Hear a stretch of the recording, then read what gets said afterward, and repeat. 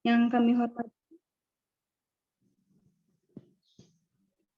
kami hormati Bapak Dr. Syarifuddin MPD selaku Koordinator Mahasiswa Prodi Pendidikan Sejarah Universitas Sriwijaya. Yang terhormat Bapak Muhammad Reza Palepi MPD selaku Pembina Himpunan Mahasiswa Pendidikan Sejarah. Yang terhormat Saudari Ria Canona Mutia selaku Ketua Pelaksana. Yang kami hormati para narasumber yang telah bersedia untuk hadir pada acara kita hari ini. Dan tak lupa pula seluruh mahasiswa pendidikan sejarah yang saya banggakan. Puji dan syukur marilah kita panjatkan kehadiran Allah Subhanahu wa taala yang mana atas ridho dan rahmatnya lah kita dapat berkumpul di room meeting ini dengan keadaan sehat walafiat. Tak lupa sholawat beserta salam tetap kita hanturkan kepada junjungan kita Nabi Agung, Nabi besar Nabi Muhammad SAW. Alhamdulillah pada kesempatan ini kita dapat berkumpul untuk menghadiri kegiatan sharing session yang bertemakan strategi dan inovasi menulis skripsi dengan cermat. Izinkanlah saya, Nadia Putrisha, selaku Master of Ceremony sekaligus moderator yang akan memandu acara ini untuk membacakan susunan acara sebagai berikut. Yang pertama, acara kita yang pertama yaitu pembukaan, acara kedua yaitu penyampaian materi dari narasumber pertama kita, dilanjutkan dengan penyampaian materi dari narasumber kedua kita. Acara keempat yaitu sesi tanya jawab bersama kedua narasumber kita. Yang kelima yaitu closing speak yang akan disampaikan oleh Bapak Dr. Syarifuddin MPD. Acara keenam yaitu pembacaan doa yang akan dibawakan oleh Saudara Renladi. Pada urutan ketujuh yaitu acara kita yaitu penutup. Baiklah, memasuki acara yang pertama yaitu pembukaan. Marilah bersama-sama kita membuka acara pada hari ini dengan mengucapkan basmalah. Bismillahirrahmanirrahim. Hadirin sekalian, sampailah kita pada inti acara yaitu penyampaian materi dari kedua narasumber kita. Dalam diskusi kali ini akan banyak sekali informasi penting yang akan disampaikan oleh kedua narasumber kita yang bisa kita dapatkan. Namun secara umum penyampaian informasi tersebut akan lebih mudah dipahami apabila diskusi tersebut berjalan dengan efektif. Oleh karena itu diharapkan kepada kita semua untuk dapat memperhatikan dan mengikuti diskusi ini dengan sebaik-baiknya. Baiklah hadirin sekalian, kini saatnya kita mendengarkan paparan dari narasumber pertama kita yaitu Kak Meiliza Hidayati SPD. Seperti yang sudah kita ketahui semua, bahwa Kak Meiliza sendiri adalah kakak tingkat kita yaitu yang telah memiliki segudang prestasi sehingga tak perlu diragukan lagi. Baiklah, tak perlu berlama-lama, langsung saja kita simak paparannya kepada Kak Meiliza. Kami persilakan. Monggo Kak Mei.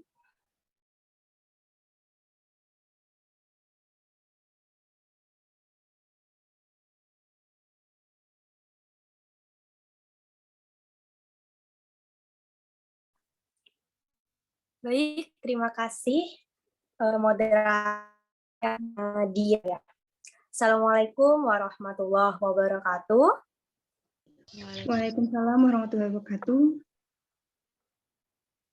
Apa kabar adik-adik semua? Sehat? Sehat, alhamdulillah Kak. Alhamdulillah. Terima kasih sebelumnya kepada Himpunan Pendidikan Sejarah ya yang telah mengadakan acara ini, khususnya panitia, dan juga kepada Bapak Syarifuddin, ada di Zoom? Nggak ada ya? Terima kasih. Langsung saja ya, mungkin untuk menghemat waktu juga. Waktu kita dari jam 8.15 sampai jam 9.15 ya. Sempat ngaret dikit, nggak apa-apa. Oke, baiklah. Untuk adik-adik semua, mungkin di masa sekarang ini kalian sudah menghadapi yang namanya dunia perskripsian ya. Di mana mau tidak mau, suka tidak suka, siap tidak siap, kalian akan menghadapinya dan harus mengerjakannya. Di sini kakak akan membahas beberapa poin mengenai peradministrasian skripsi ya. Selanjutnya, slide selanjutnya itu operator. Nah, yang pertama ada alur skripsi, persuratan, dan dokumentasi. Jadi di sini kita akan membahas 3 poin, di mana 3 poin ini yang akan menjadi jalan untuk kalian semua dalam mengerjakan skripsi. Mungkin di sharing session sebelum-sebelumnya kalian sudah dibekali bagaimana cara penulisan sejarah sosial, skripsi sosial ekonomi, pendidikan, dan sebagainya. Dan di sini kita membuka jalan. Gimana sih jalan yang benar untuk untuk perskripsian ini? Bagaimana surat menyurat itu yang sangat lumayan ribet ya, dan dokumentasi yang beberapa orang itu kerap salah dalam mendokumentasi, khususnya di skripsi ini. Oke, pertama kita akan membahas tentang alur skripsi.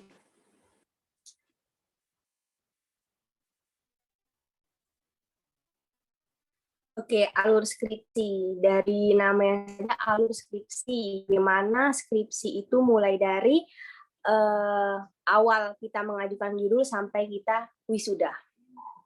Selanjutnya,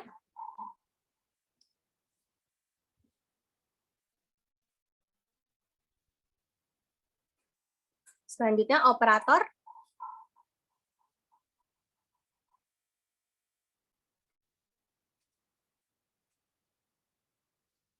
Nggak jalan. Operator, slide selanjutnya.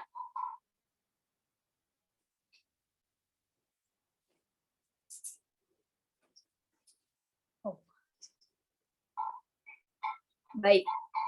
Silahkan adik-adik ya jika ingin di screenshot atau memang sudah ada buku panduannya ya. Biasanya sudah disebar ya di grup buku panduan dalam alur skripsi. Mungkin sebagian dari kita udah ada yang mungkin ngajukan judul ya, ACC proposal, dan tidak tabu lagi dalam alur skripsi ini dan sudah paham. Namun sebagian dari kita mungkin perlu diadakannya bagaimana alur skripsi ini. Sebenarnya kita sendiri pun mungkin bisa ya. Nah, di sini kakak akan membahas tentang bagaimana alur skripsi itu secara umum. Yang pertama itu ada yang namanya pengajuan judul proposal ke PA, pembimbing akademik. Jadi, kalau kita sudah menemukan judul, kita akan mengajukannya ke PA. Biasanya, ketika kita mengajukan ke PA itu jangan hanya langsung judul, namun dilandasi dengan proposal. Proposal itu, Adik-adik, tidak harus bab 1, 2, 3, bukan. Proposal itu adalah bagaimana dasar atau tunjangan kita dalam menopang judul itu. Misalnya, kita mau ngambil sejarah murni. Berarti proposal yang kita ajukan, yaitu mulai dari bagaimana wawancara kita, observasi awal, dan hasil wawancara itu sangat menopang bagaimana judul itu bisa lanjut ke proposal ke selanjutnya atau tidak. Jadi jangan di mindset kita ketika mengajukan judul harus proposal. Proposal itu 1, 2, 3. Tidak. Proposal itu penunjang daripada judul kita. Ketika sudah di ACC dengan dosen PA pembimbingnya 1 ya, tinggal ya. Tidak 2 lagi. Iya, Kak, 1, Kak. Oke. Nah, lebih mudah ya mungkin karena 1.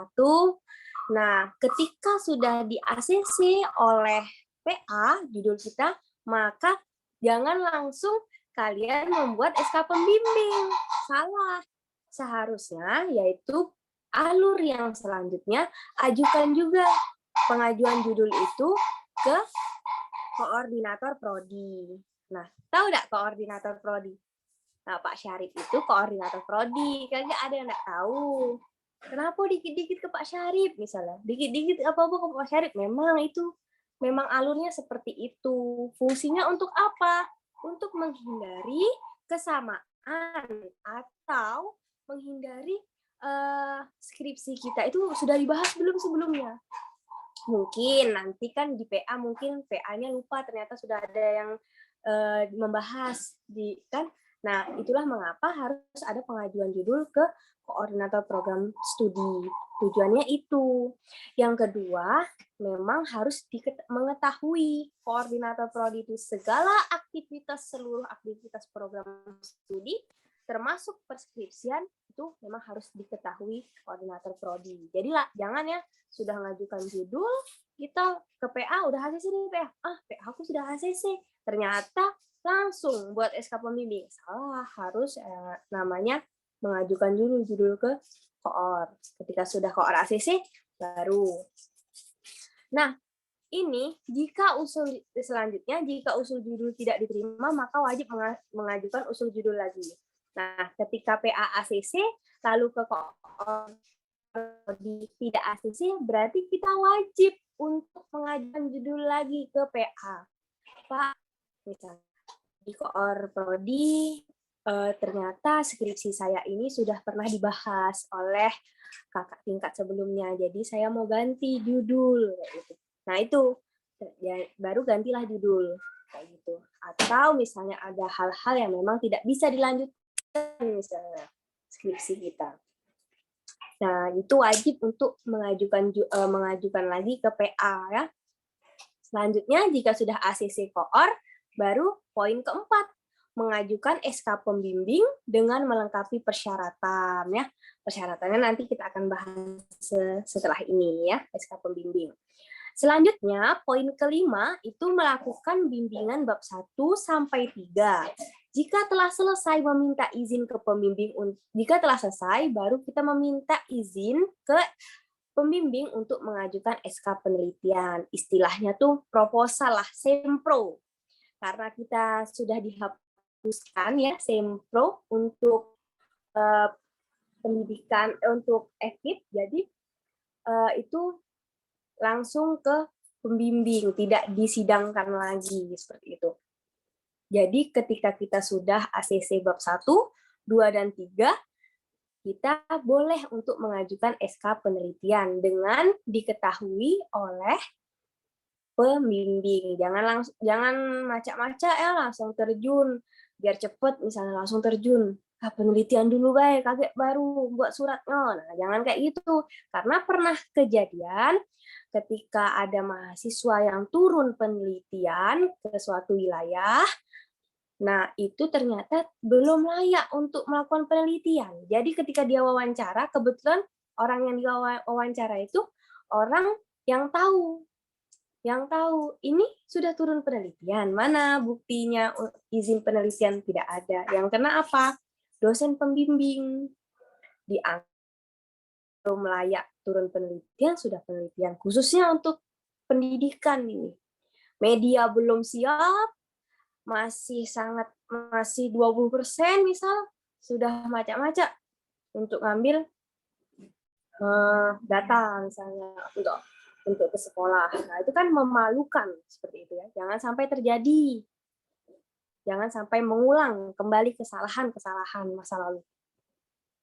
Yang selanjutnya, poin ke-6 itu ada mengajukan SK penelitian dengan syarat sudah mendapatkan izin dari pembimbing dengan melengkapi sesuai alur. Ya, ketika sudah ada izin, baru kita ada permohonan izin penelitian, SK penelitian. Selanjutnya,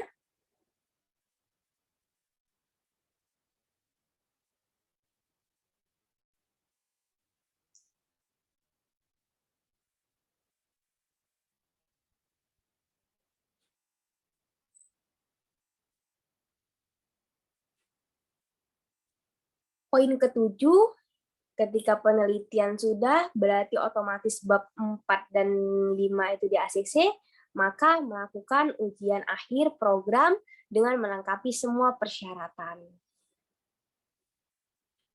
Nah, ketika kita sudah mengikuti program ujian akhir, maka kita wajib melakukan repositori dan berkas yudisium.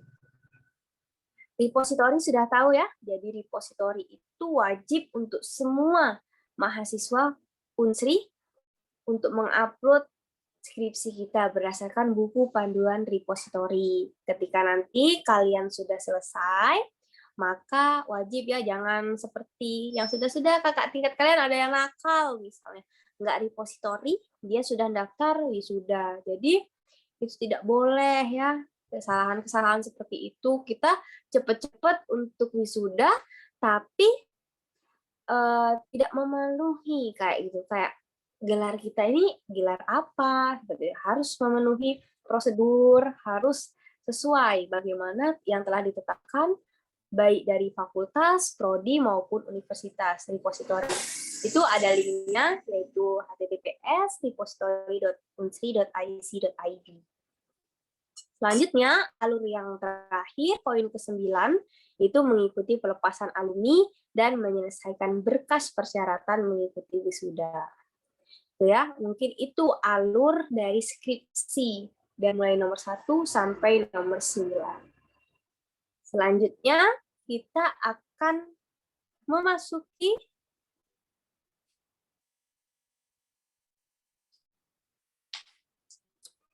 keluar ya.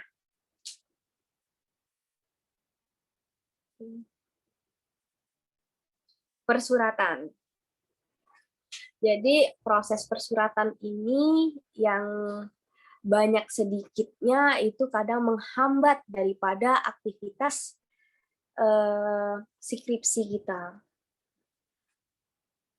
Selanjutnya, di sini kakak akan menampilkan beberapa surat menyurat yang perlu diperhatikan. Itu yang pertama, terlihat nggak? Kalau nggak, di zoom aja. Yang pertama itu ada format usul judul skripsi. Jadi format usul judul skripsi itu di mana kita mengajukan minimal 3 judul. 3 judul, mau poin yang apa? Poin misalnya judul tentang pendidikan ataupun tentang sejarah murni. Dilihat dalam penulisannya, jangan sampai salah penulisan surat, mulai dari kop surat sampai dengan tanda tangan, ya, mengetahui. Nah, diperhatikan lagi ketika kita ingin meminta format surat, bisa kita minta ke cutting, kakak tingkat, tapi kita juga harus membaca lagi. Kadang kita itu mengikuti cutting yang salah. Jadi terus berujuk. Kalau salah, salah. Terus seperti itu. Jadi dilihat dalam konteks bagaimana formatnya, bagaimana penyusunannya, ya, mulai dari kop surat sampai dengan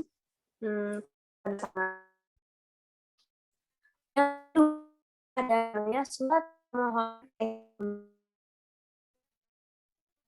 Nah, surat pembimbing ini adik-adik itu seperti biasa ada beberapa persyaratan, mulai dari KPM, ya, sudah paham mungkin ya. Di sini kakak tampilkan saja bagaimana format dari SK pembimbing. Mungkin nanti kakak kasih ke Rica ya tentang alurnya secara PDF, biar formatnya bisa kalian tiru. Nah, ini ada fotokopi KPM, ada usul judul, fotokopi proposal. Proposal ini berarti yang sudah disetujui tadi ya. Proposal tidak harus bab 1, bab 2, bab 3 ya. Nggak harus. Lalu fotokopi slip UKT. Seperti itu.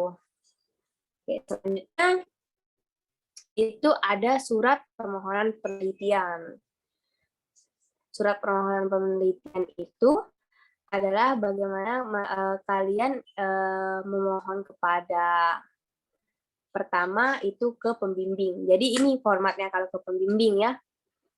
Ini bagaimana dijelasin mau kemana aja penelitian kita, itu dijelasin. Nanti lengkapnya itu di slide selanjutnya.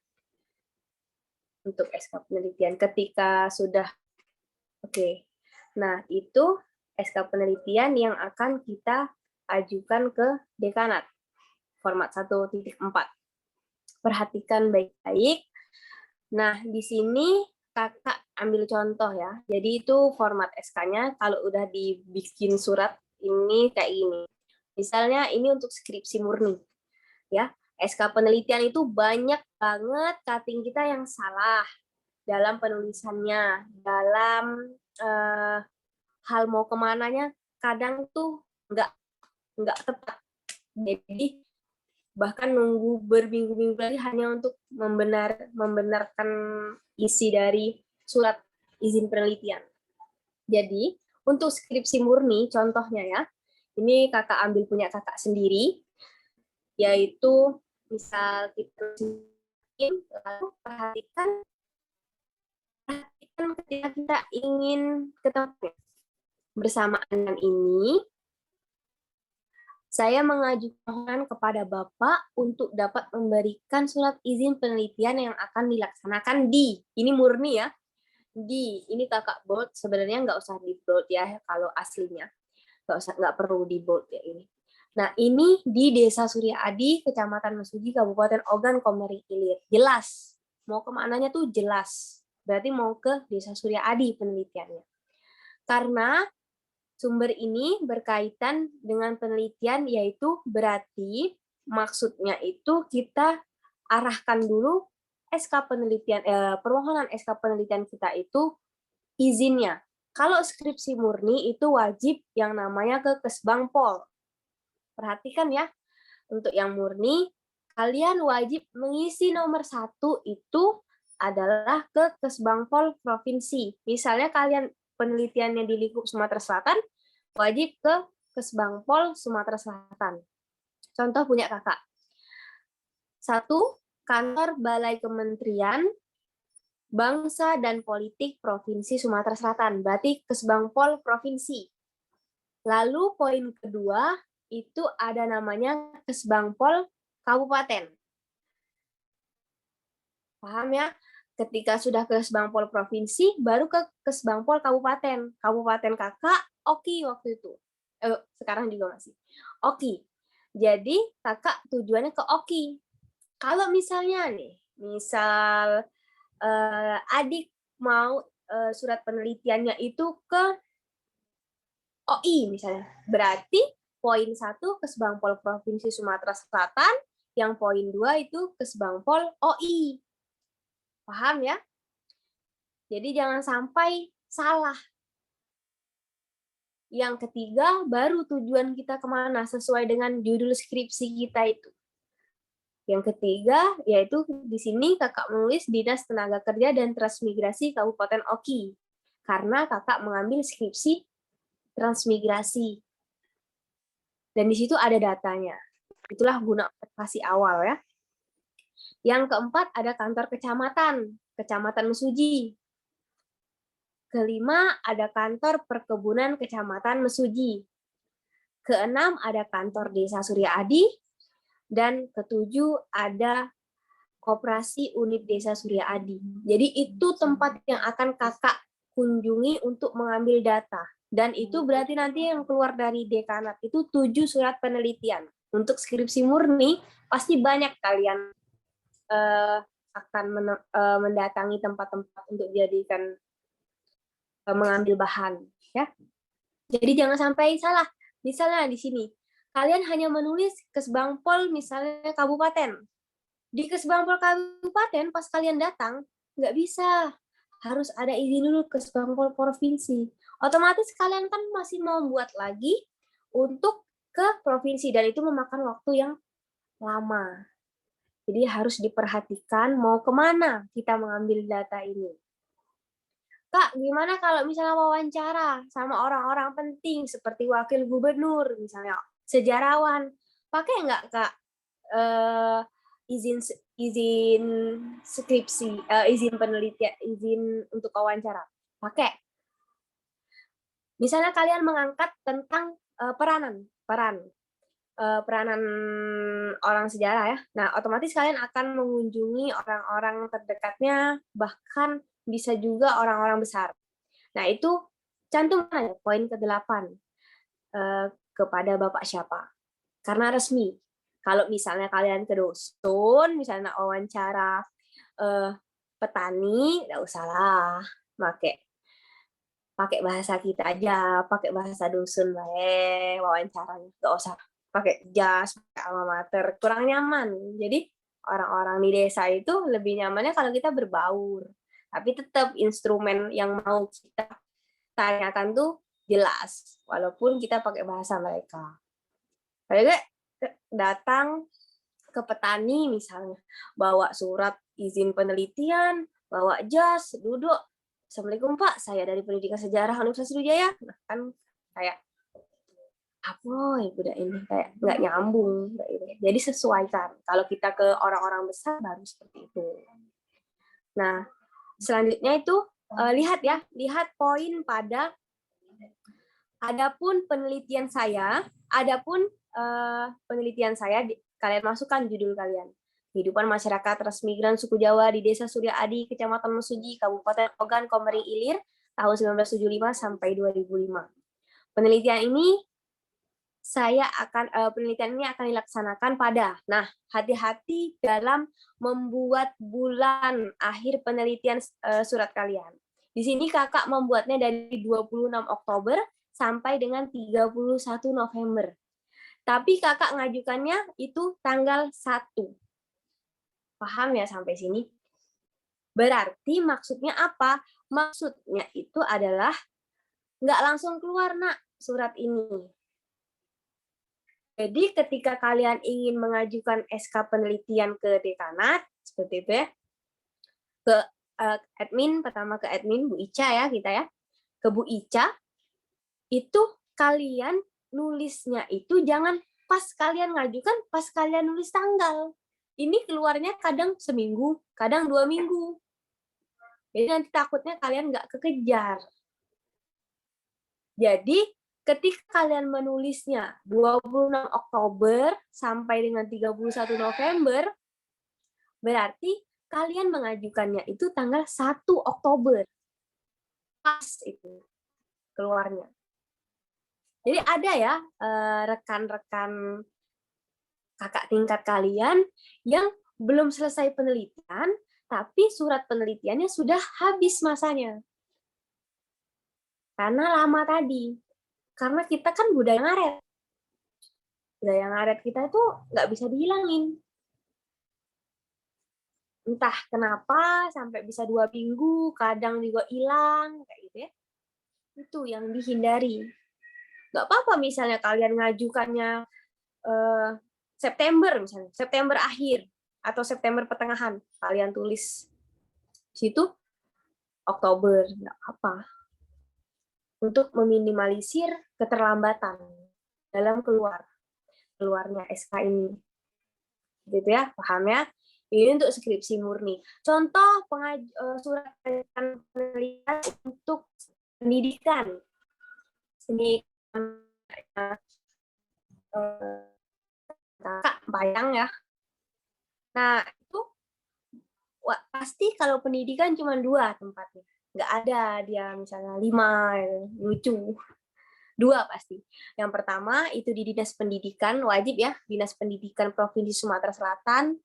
Dinas Pendidikan lah. Kalau misalnya kalian mau ngambilnya itu misalnya di luar Provinsi Sumatera Selatan, misalnya di Dinas Pendidikan Jambi.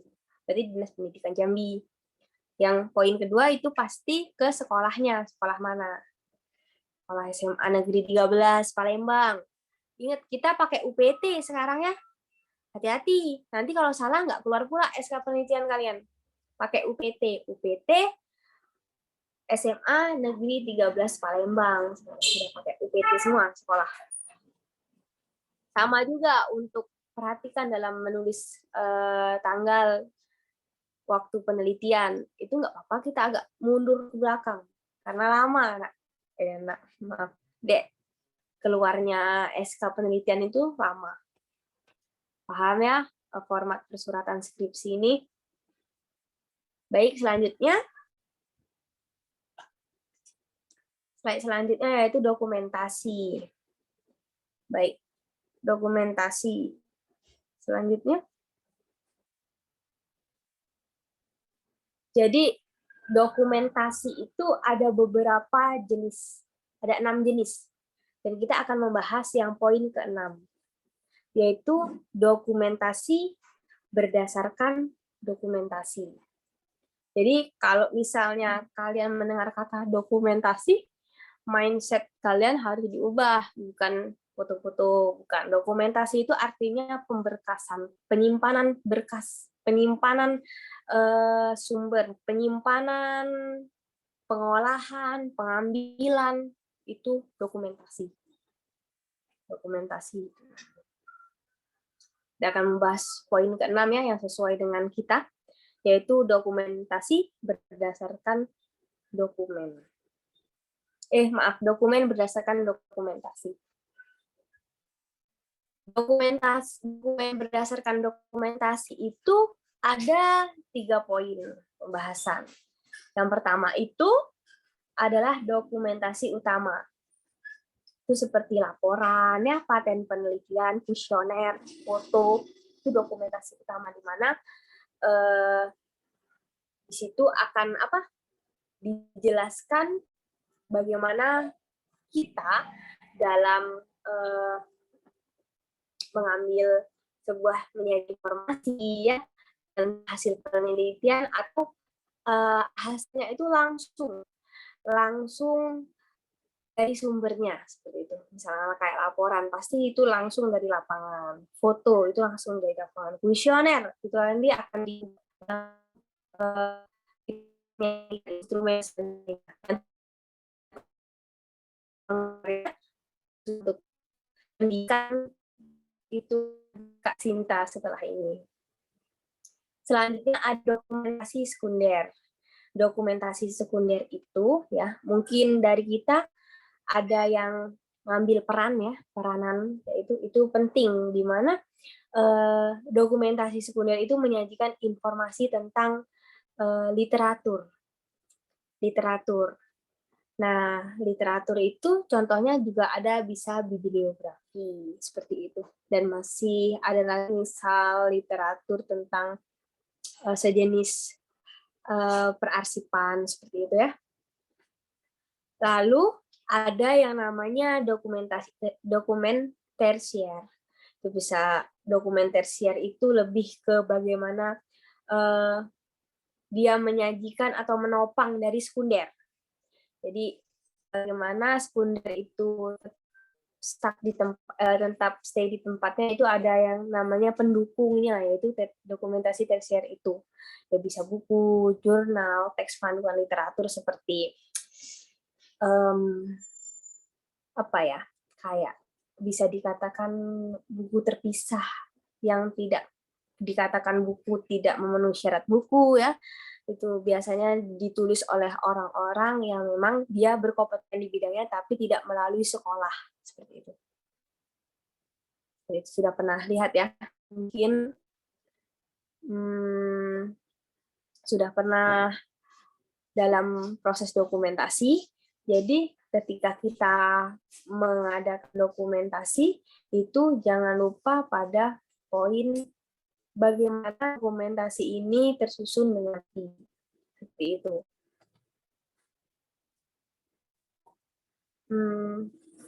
Selanjutnya mungkin cukup, ya, untuk sharing session pada alur skripsi persuratan dan dokumentasi. Kita akan bahas lebih dalam lagi untuk sesi wawancara. Sesi tanya jawab saja, ya.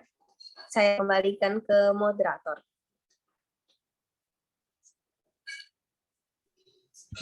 Baiklah, kami ucapkan terima kasih kepada Kak Meliza yang telah menyampaikan materinya yang sangat menginspirasi kita dan semoga dapat sama-sama kita terapkan bersama untuk kedepannya.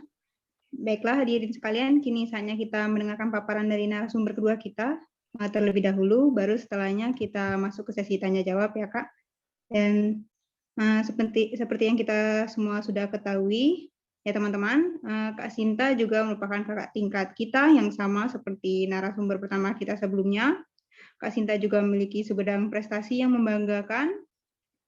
Baiklah, mungkin tak perlu berlama-lama, langsung saja kita simak paparannya kepada Kak Sinta. Kami persilahkan. Baik, terima kasih.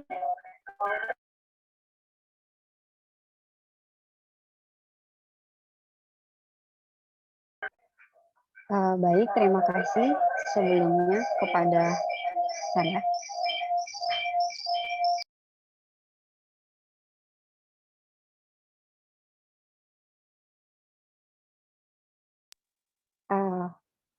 Halo? Aduh, Ya, baik. Assalamualaikum warahmatullahi wabarakatuh. Selamat pagi semuanya.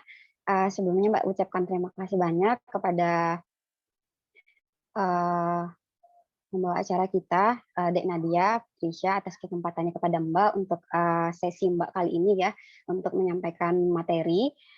Jadi sebelumnya Mbak di sini akan menyampaikan mengenai teknik penyusunan kuesioner dan wawancara. Nah, di mana di sini seperti yang kita ketahui, kalian pada saat ini kan sedang sudah masuk, nah yang mana fasenya skripsi ya, gitu kan, yang seperti Kak Mai bilang tadi, dengan awalan kalian itu untuk mencari judul kan seperti itu, kemudian ketika sudah di ACC judulnya itu melakukan observasi awal. Nah, jadi teknik penyusunan kuesioner dan wawancara ini merupakan salah satu hal yang penting untuk mendukung terkumpulnya ataupun mendukung skripsi kalian. Di mana di sini dalam kuesioner ataupun wawancara ini kan terdapat banyak sekali daftar pertanyaan-pertanyaan ataupun nanti sebagai alat kalian untuk mencari informasi, untuk menggali ataupun digunakan sebagai data-data kalian untuk melakukan skripsi ataupun menyusun skripsi kalian. Mungkin next selanjutnya.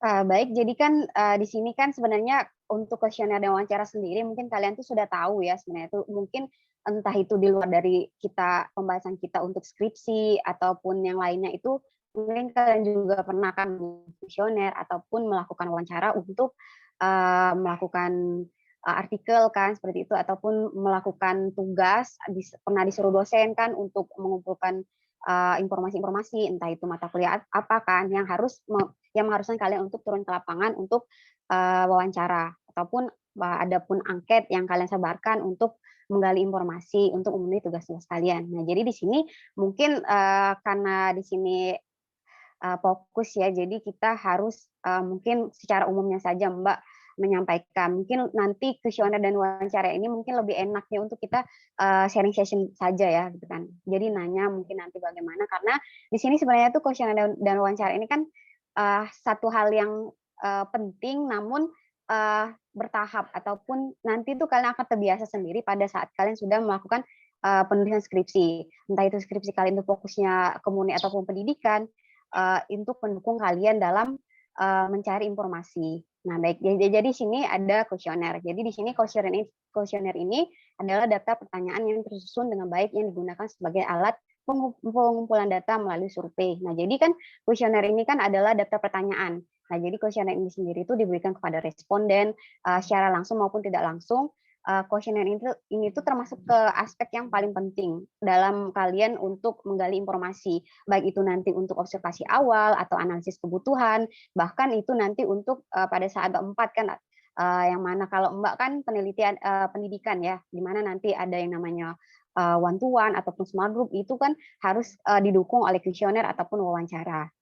Nah, jadi biasanya kan para peneliti ini menggunakan kuesioner itu untuk mengumpulkan data responden yang lebih cepat. Jadi di sini kuesioner ini dalam konteks kuesioner ini kan bisa berupa angket ataupun nanti bisa kalian membuat Google Form untuk kalian sebarkan. Jadi kuesioner ini dapat menggali informasi yang lebih efektif ataupun relatif cepat daripada wawancara. Karena wawancara itu sendiri kan harus biasanya itu formalnya itu secara langsung kan, tapi juga ada yang tidak langsung, nanti kita akan bahas setelahnya. Jadi kuesioner ini kan merupakan alat yang paling efektif untuk mengukur perilaku, sikap, preferensi ataupun pendapat dan nilai dari responden penelitian. Jadi apabila kalian ingin melakukan observasi awal, jadi kalian itu harus tahu kan tujuan dari skripsi kalian ataupun nanti pada saat di bab 1 itu kan ada yang namanya penelitian terdahulu, kemudian juga ada observasi awal yang nanti akan kalian masukkan ke dalam bab 1. Nah, di mana pertanyaan-pertanyaan ataupun isi-isi dari kuesioner itu sendiri dapat mendukung skripsi kalian di bab 1.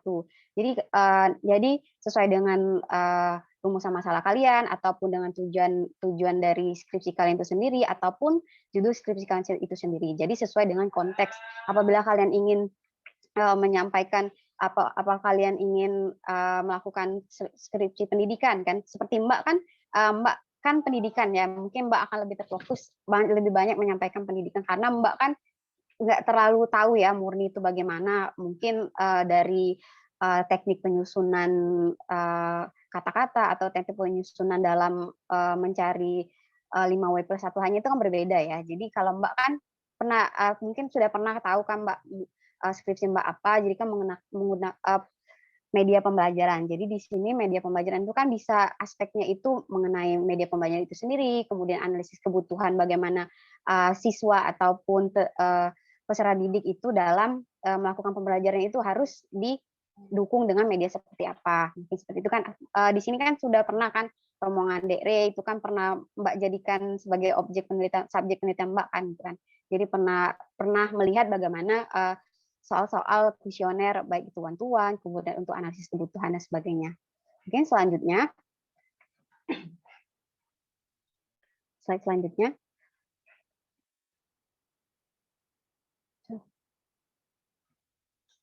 Nah, jadi di sini langsung saja ya. Jadi di sini jenis kuesioner ini memiliki beberapa jenis. Nah, beberapa jenis ini yang dapat kalian acukan sebagai bagaimana nanti kalian itu mengolah skripsi kalian itu sendiri. Bisa untuk kalian analisis atau hanya untuk sebagai data pendukung saja. Nah, jadi di sini ada kuesioner terbuka. Jadi kuesioner terbuka ini merupakan kuesioner yang memberikan keleluasaan kepada responden untuk memberikan jawaban. Jadi di sini peneliti ataupun kita sebagai peneliti itu menyiapkan kuesioner yang memberikan keleluasaan kepada responden itu sendiri untuk menjawab. Jadi di sini tidak seperti kuesioner tertutup ya. Jadi di sini di mana responden itu untuk menuliskan pendapat pribadinya terhadap daftar pertanyaan yang atau pertanyaan yang tercantum. Tapi para peneliti ini perlu memperhatikan daftar pertanyaan ataupun dalam kuesioner penelitian untuk mudah dipahami. Nah, jadi dalam kuesioner terbuka ini biasanya tuh kalau Mbak kemarin kuesioner terbuka ini kan termasuk salah satu kuesioner terbuka ini biasanya hanya untuk data pendukung saja, yang mana aspek-aspek dalam penulisan atau penyusunan kuesionernya itu hanya biasanya itu hanya pilihan atau misalnya hanya pendapat seperti itu saja, tidak seperti harus adanya kuesioner tambahan ataupun wawancara untuk pendukung bagaimana jawaban itu tidak hanya terfokus pada ya atau tidak saja. Kemudian itu ada kuesioner tertutup. Nah, di mana ini pertanyaan dan jawabannya disiapkan oleh peneliti. Nah, di mana sama saja sebenarnya seperti kuesioner terbuka ya. Tapi di sini yang tertutup ini biasanya lebih terstruktur bagaimana peneliti itu sendiri dalam mengarahkan pertanyaan-pertanyaan sesuai dengan apa yang peneliti itu ingin gali kan, informasi apa yang ingin dia gali untuk sebagai pendukung skripsi mereka. Jadi di sini biasanya data penanya itu sudah dilengkapi dengan pilihan jawaban sekaligus jawaban sekaligus. Biasanya itu seperti adanya misalnya memberikan pendapat. Nah, memberikan pendapat itu bisa saja si kita itu bertanya ataupun menyusun kuesioner itu seperti bagaimana media pembelajaran diterapkan pada mata kuliah tersebut atau pembelajaran tersebut sudah memenuhi standar atau tidak, atau sudah memenuhi analisis kebutuhan kalian atau tidak. Itu biasanya hanya terfokus pada jawaban pendek seperti saja. Kalau misalnya wawancara kan itu untuk menggali lebih lanjut. Nah, tapi para peneliti itu umumnya itu kuesioner tertutup ini menggunakan pilihan jawaban seperti yang ada ya atau tidak dan sebagainya itu. Kemudian kuesioner campuran. Nah, di sini kuesioner campuran ini perpaduan antara kuesioner terbuka dan tertutup. Jadi di sini seperti Mbak bilang tadi ya, bagaimana kalian menyusun kuesioner itu sendiri itu sebenarnya itu sesuai dengan apa yang nanti akan kalian gali dari responden itu sendiri. Biasanya kalau misalnya hanya untuk analisis itu biasanya kalian hanya menyiapkan pertanyaan-pertanyaan singkat. Tapi apabila kalian ingin menggali lebih lanjut lagi itu biasanya di mix antara kuesioner terbuka dan juga kuesioner tertutup. Makanya di sini ada kuesioner campuran. Mungkin selanjutnya.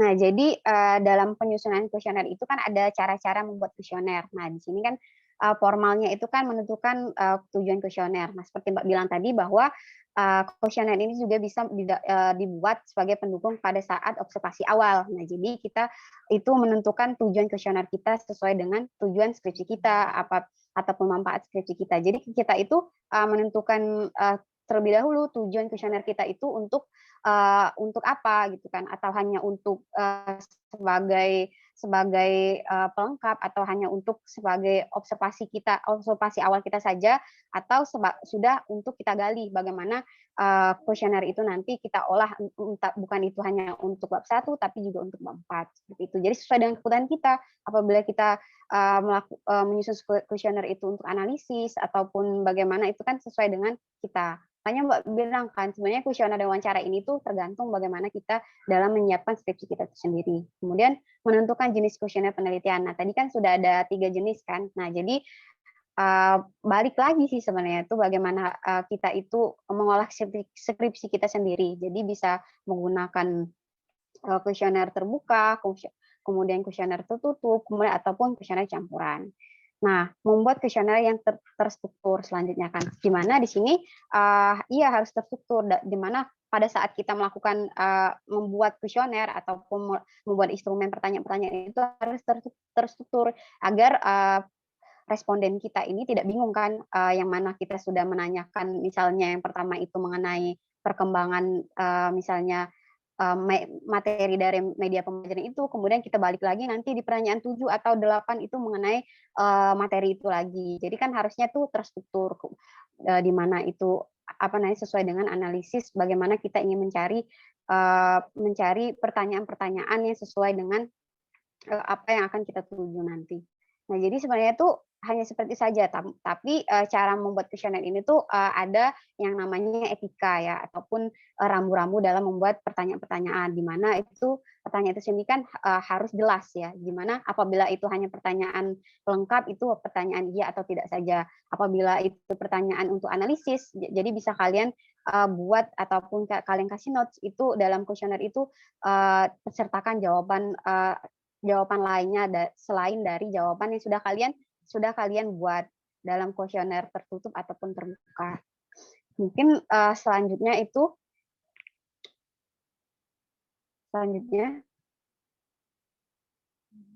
Nah, jadi dalam penyusunan kuesioner atau wawancara itu sama saja ya. Jadi di sini Mbak hanya menjelaskan sedikit. Lebih baik nanti kita lebih enaknya tanya jawab saja kan, bagaimana penyusunan yang sebenarnya, karena Mbak saja jujur ya, dalam penulisan skripsi itu sebenarnya itu ngalir saja sih untuk kuesioner dan wawancara, karena memang betul-betul sesuai dengan apa tujuan dari skripsi kita itu sendiri. Jadi kita mempersiapkan kuesioner atau wawancara itu untuk skripsi kita, untuk pengolahan data kita itu sendiri. Jadi kan bagaimana skripsi kita itu ke depannya ataupun pengolahan data kita itu kita sendiri yang menentukan.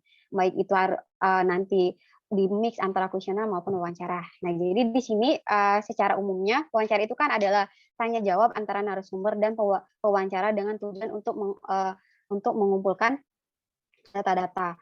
Nah, jadi di mana wawancara sendiri itu tujuannya itu kan untuk mengumpulkan data-data berupa informasi, yang dimana informasi itu sebagai data pendukung. Oleh karena itu, teknik wawancara ini adalah salah satu hal yang cara-cara pengumpulan data yang sangat penting pada saat penyusunan skripsi, di mana tujuan dari wawancara itu sendiri itu memperoleh informasi secara langsung guna menjelaskan suatu hal atau situasi dan kondisi tertentu. Nah, biasanya wawancara ini bisa secara langsung atau secara tidak langsung juga bisa, tergantung bagaimana kondisi dan situasi kalian kan. Biasanya wawancara ini biasanya secara langsung karena kita bisa mengetahui sendiri bagaimana mimik muka ataupun kita bisa membaca sendiri jawaban dari responden itu. Kalau misalnya kuesioner kan hanya terpaku pada teks saja. Nah, kalau misalnya wawancara itu kan kita bisa menggali lebih dalam lagi di luar dari pertanyaan kita itu bisa, ataupun sesuai dengan teks ataupun sesuai dengan pertanyaan kita, ataupun kita kan sudah mempersiapkan instrumen nih kan untuk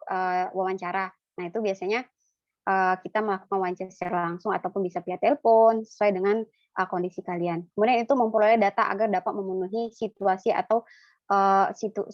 ataupun mengetahui karakteristik orang-orang tertentu. Jadi pada saat kita melakukan observasi awal itu kan biasanya itu kalau misalnya ke sekolah itu kan ke mahasiswa ya, kita itu harus mengetahui karakteristik dari mahasiswa sendiri untuk mendukung skripsi kita ataupun penelitian kita, baik itu untuk penelitian pendidikan yang Mbak untuk media kan ataupun untuk perbandingan. Jadi melakukan wawancara untuk mengetahui bagaimana karakteristik orang itu sendiri. Biasanya dilakukan untuk analisis kebutuhan seperti itu. Kemudian melengkapi suatu penyelidikan ilmiah, di mana skripsi ini kan salah satu tulisan ilmiah kan, di mana memang betul-betul terstruktur. Jadi untuk melengkapi data-data tersebut. Kemudian jadi merujuk pada tujuan tersebut, maka dapat diartikan bahwa fungsi wawancara itu sendiri gunanya untuk mendapatkan informasi maupun data secara akurat untuk mendalami suatu objek ataupun menjadi pelengkap informasi awal perwawancaraan. Selain itu juga wawancara itu memungkinkan munculnya perspektif baru atau dari topik baru yang diangkat. Jadi kan wawancara itu kan kalau kita sudah menyiapkan kuesioner itu kan biasanya kalau kuesioner kan hanya terfokus pada pertanyaan itu saja, tapi kalau wawancara itu bisa digali lebih dalam lagi. Kemudian selanjutnya, nah jadi jenis-jenis wawancara. Jadi sama seperti kuesioner tadi, wawancara ini juga memiliki jenis wawancara, di mana ada wawancara terstruktur, wawancara tidak terstruktur, dan juga wawancara terpimpin. Nah, jadi wawancara terstruktur ini sama saja seperti kuesioner tadi kan, cuma beda tekniknya saja. Wawancara ini adalah wawancara ataupun wawancara terpimpin ini di mana semua pertanyaan itu ingin diajukan sudah dipersiapkan secara rinci dan lengkap. Artinya sudah terstruktur apa yang ingin kita tanyakan. Biasanya kan pertanyaan-pertanyaan itu kan seperti kuesioner tadi kan terstruktur dari mulai itu kita bertanya kalau Mbak itu pendidikan atau media itu mengenakan analisis kebutuhannya terlebih dahulu, kemudian bagaimana cara belajar dari siswa ataupun subjek kita itu sendiri kan. Jadi itu sangat-sangat terstruktur, tidak bisa sembarangan kan, misalnya harus melengkapi 5 WP1 hanya kan, jadi terstruktur sekali. Kemudian itu wawancara tidak terstruktur. Nah, wawancara tidak terstruktur ini biasanya tuh wawancara itu pertanyaan itu diajukan biasanya di luar dari instrumen kita bikin. Biasanya kalau misalnya kita wawancara dengan siapapun itu kan biasanya kan ada nih ya pertanyaan itu yang ngadul nyiwul ataupun di luar dari pertanyaan kita. Namun juga harus tetap sesuai konteks. Jadi bisa-bisa kita untuk membawa pertanyaan itu mengarah kemana kan. Nah, jadi itu wawancara ini kan biasanya kita itu kalau pendidikan itu ke sekolah, kepada guru, kepada peserta didik, atau pemurni itu kepada biasanya ke kepala desa atau orang-orang yang ingin kita tanyai informasi kan. Nah, jadi dalam penyusunan wawancara itu sendiri juga harus disesuaikan. Seperti kata Mbak Mai bilang tadi, misalnya kita ngomong dengan mahasiswa bagaimana, ataupun kita ngomong dengan guru bagaimana, ataupun kalimat-kalimat yang kita siapkan untuk bertanya kepada misalnya tukang becak bagaimana kan itu kan beda ya. Jadi harus disesuaikan. Kalau kata Pak Syarif itu tuh bagaimana kita menyesuaikan diri atau menempatkan diri kita dalam melakukan wawancara. Kemudian itu wawancara bebas terpimpin. Nah, jadi bebas terpimpin ini sama saja sih sebenarnya wawancara terstruktur dan tidak struktur ini sebenarnya mix ya.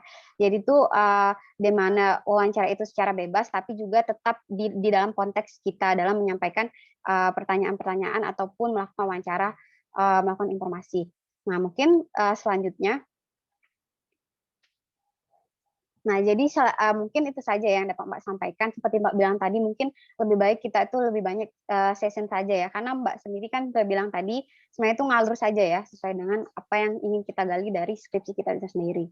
Nah, mungkin itu saja yang dapat Mbak sampaikan. Nanti tanya saja apa yang ingin kalian lebih gali lagi, seperti ada adik tingkat kan. Kalian kan yang 2019 itu kan sudah melakukan observasi awal, nah itu bisa tanya-tanya ke Mbak. Ya, mungkin itu saja ya dapat Mbak sampaikan. Saya Mbak kembalikan ke moderator.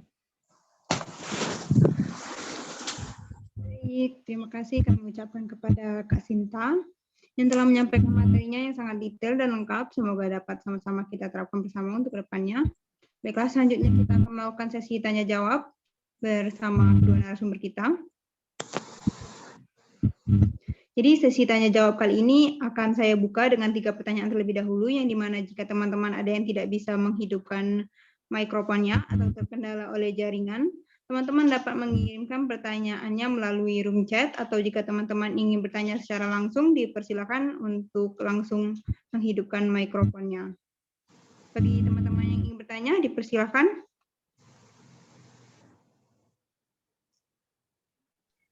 Izin bertanya, Kak. Ya, dipersilakan untuk saudari Siti. Baiklah, Assalamualaikum warahmatullahi wabarakatuh. Di sini saya izin bertanya, Kak. Kapan waktu yang tepat untuk kita itu, Kak, mengajukan SK pembimbing, Kak?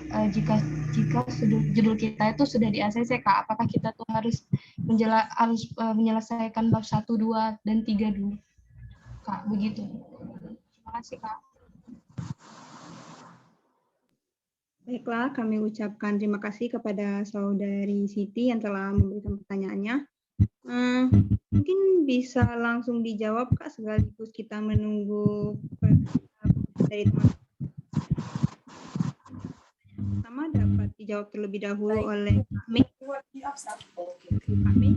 Baiklah. Dek, siapa tadi yang nanya, Dek?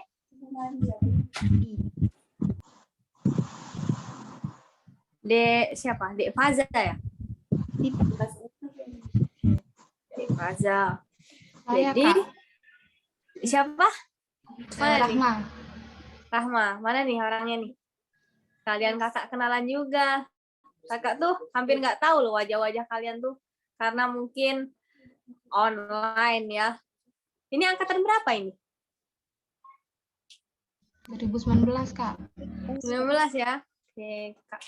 Oke, Dek. Jadi, kapan kita Kak mengajukan SK pembimbing itu? Kalau menurut Kakak, dan yang sudah-sudah, itu ya, SK pembimbing itu langsung kalian ajukan ketika sudah mendapat ACC dari koor. Ketika koor sudah bilang, silahkan, boleh. Langsung kita buat SK pembimbing. SK pembimbing itu cuman bertahan 6 bulan.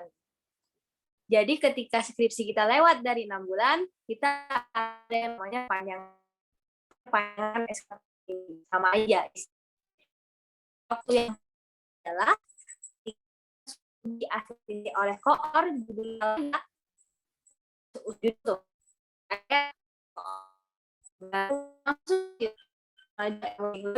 Lebih baik. Karena turun SK pembimbing itu seminggu tuh suatu keajaiban. Bisa ditanya sama kakak-kakak tingkat ya, lama deh. Jadi nggak usah ngulur-ngulur waktu. Besok. Misalnya ACC, malamnya buatlah syarat-syarat. Lebih cepat tuh lebih baik. Oke, bagaimana? Siti? Iya tadi yang nanya. Baik, Kak. Satu lagi, Kak. Oke, boleh. Apakah Kakak boleh menjelasinnya masalah untuk tanggal di surat itu, Kak? Di surat apa? Penelitian itu, Kak, SK penelitian. Pas Kakak bilang yang harus 1 Oktober gitu, Kak. Oh, ya sebenarnya gini ya. Itu tuh kita tuh pakai metode kirologi ya. Maksudnya tuh gini. Kan SK itu tidak langsung turun ya. Tidak langsung kita ngajukan hari ini, besok nggak langsung turun. Jadi SK penelitian itu deh ada namanya masa habis. Masa habisnya itu 1 sampai 3 bulan. Nah, kita itu misalnya adik Siti nih. Kira-kira adik Siti mau ngambil apa deh? Skripsinya? Murni, Kak. Murni, oke, murni. Gini, adik Siti misalnya mau ngambil murni. Jadi kira-kira berarti ketika sudah di ACC sama pembimbing untuk melakukan penelitian, adik membuat surat penelitiannya itu mau ngajukan ke Bu Ica itu misalnya hari ini nih. Hari ini tanggal berapa? Tanggal 4 ya? Tanggal 4. Tanggal 4 Juni ya. Berarti adik nulisnya jangan 4 Juni. Berarti adik nulisnya itu bisa perkiraan 2 minggu. Perkiraan 2 minggu berarti adik nulisnya sekitar tanggal 20 Juni. 20 Juni adik mau ngambil berapa bulan dalam melakukan penelitian? Berarti 20 Juni sampai 20 Juli. 1 bulan itu kan? Paham nggak, Adik Siti? Berarti adik memiliki waktu 1 bulan. Misalnya tuh, SK-nya turun misalnya belum tanggal segitu, ya nggak apa-apa, berarti kan tinggal nunggu aja. Paham ya? Karena nggak ada deh, misalnya SK itu turun tanggal 4, kita ngajuin besok ya, misalnya tanggal 5. SK itu pasti turunnya sekitar tanggal 15, tanggal 20, tanggal 21 gitu.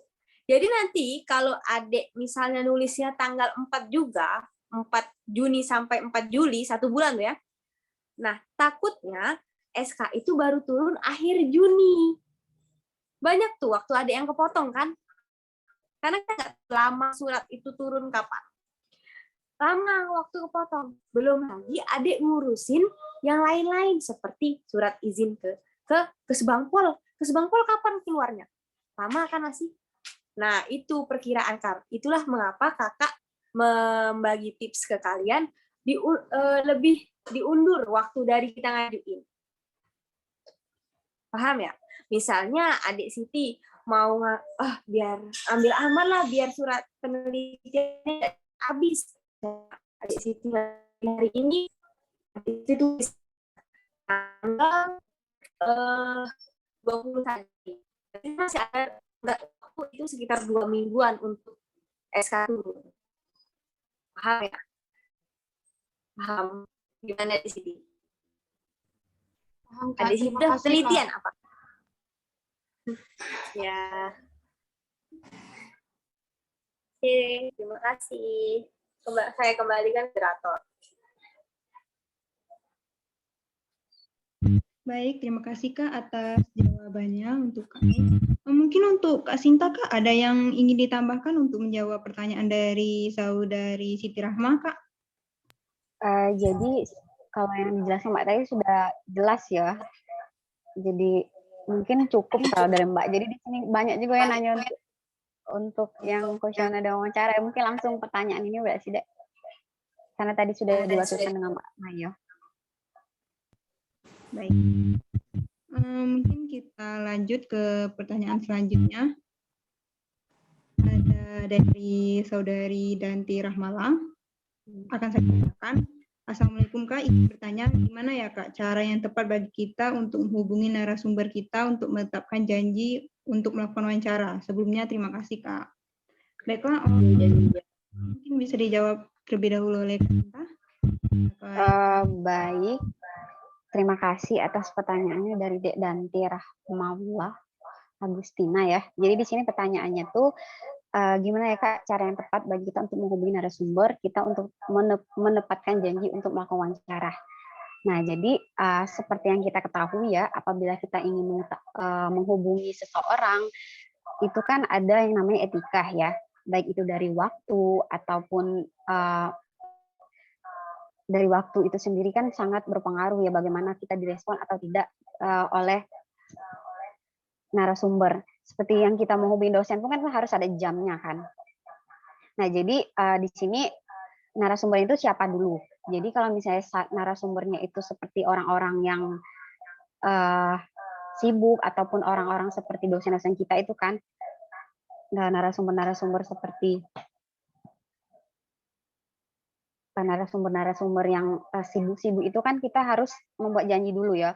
Nah, biasanya kita dalam menghubungi narasumber itu biasanya itu kan mencari tahu dulu ya narasumber kita ini orangnya sibuk atau tidak. Nah, jadi dalam untuk menghubungi itu sendiri kan ada waktu. Nah, waktu itu sendiri kan seperti kita menghubungi dosen itu sih sebenarnya kan menghubungi dosen itu kan ada jamnya. Bisa itu dilakukan pagi ataupun siang. Sebenarnya itu seperti itu saja sih dalam kita menghubungi narasumber itu. Nah, biasanya kalau misalnya Mbak pernah melakukan janji kan Mbak pernah melakukan untuk validasi ya, untuk validasi kemudian juga untuk bertanya kepada narasumber itu, biasanya kita itu melihat dulu situasi ataupun kondisi dari narasumber itu sendiri. Jadi apakah narasumber itu bisa ditemui di hari-hari tertentu atau tidak. Jadi kita itu konfirmasi kan. Untuk formalnya sendiri itu ya seperti kita menghubungi dosen lah. Bertanya, memperkenalkan diri, kita itu siapa, kemudian tujuannya untuk apa, terus biasanya itu kapan kita bisa untuk melakukan wawancara gitu. Gitu aja sih sebenarnya.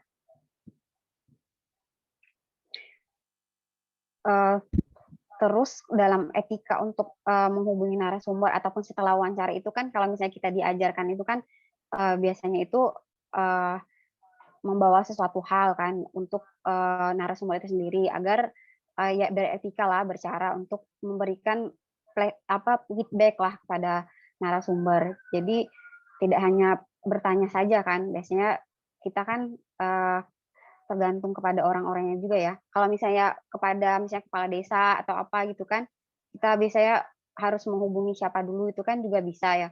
Atau kepada misalnya kalau Mbak kemarin itu dekan ya, dekan itu kemarin tuh harus cari tahu dulu kesibukan dari dosen itu atau pendekan itu sendiri sih.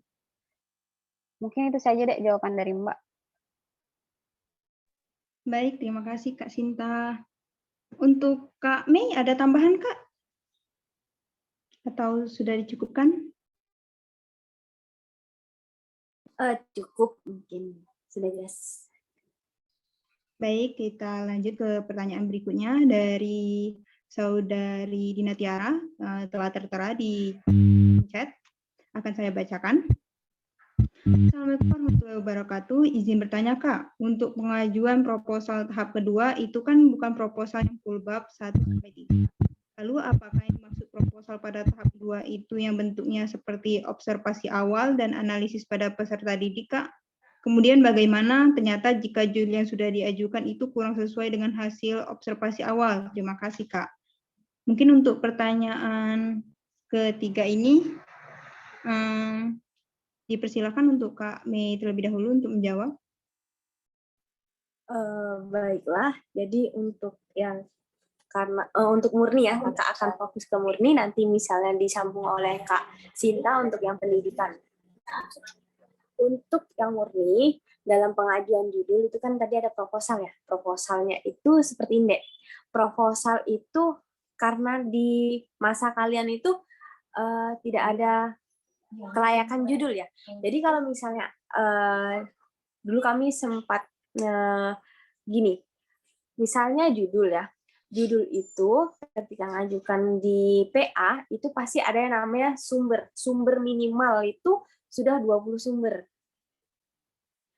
Yang kedua, untuk skripsi murni ya, yang kedua, dia sudah ada yang namanya wawancara observasi awal. Wawancara observasi awal. Dan yang ketiga, kita sudah menemukan beberapa narasumber, minimal narasumbernya itu 3 lah, karena masih observasi awal. Itu yang dinamakan proposal pengajuan usul judul. Ya, untuk yang di murni. Jadi, murni itu nggak langsung ujuk-ujuk perkembangan sejarah sosial di kabupaten ini. Sudah, kita misalnya usul judul ke dosen pembimbing. Habis kamu dibantai dosen pembimbing. Jadi, ketika kita menghadap itu, sudah ada. Pak, saya, Bu, Pak atau Bu, saya ingin mengajukan 3 judul ini. Misalnya. Di masing-masing judul, kalian sudah ada misalnya proposalnya. Atau kalian yang dominan di poin judul yang pertama. Lebih kalian banyakin tentang sumbernya. Saya sudah menemukan beberapa penelitian terdahulu, 3 penelitian terdahulu minimal. Lalu saya sudah melakukan observasi awal, 3 wawancara.